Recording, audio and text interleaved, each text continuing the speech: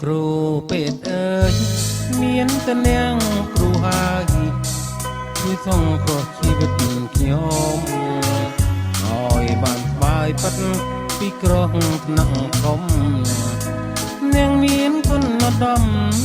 មានអ្វីពីតំបានទេ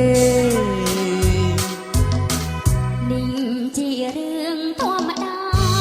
តែណា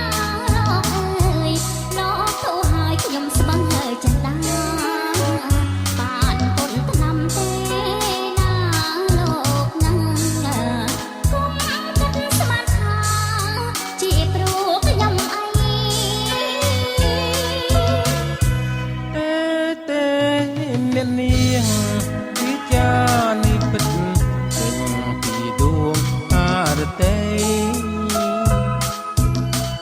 សូមផងអ្នកនាងជួយឲ្យខ្ញុំជាព្រមទាំងថ្នាំពេទ្យទៀតផងណាត់ថ្លៃ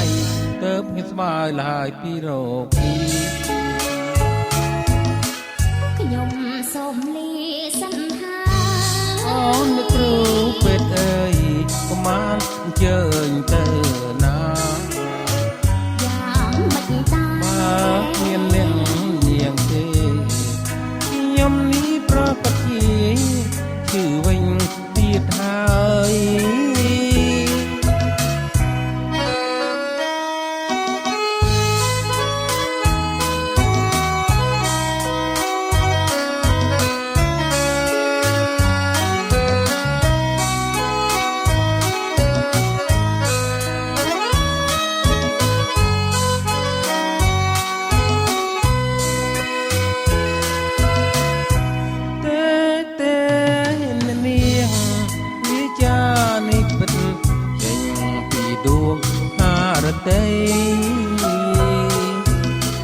សូមផងអ្នកនាងជួយឲ្យខ្ញុំជាព្រមទាំងថ្នាំពេទ្យទៀតផងណាត់ថ្លៃ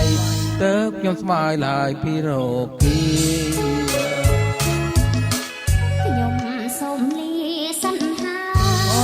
នអ្នកគ្រូពេទ្យអើយកុំបានអញ្ជើញទៅណាយ៉ាងមិនតាបើមានអ្នកនាងទេខ្ញុំនេះប្រកាសជាគឺវិញ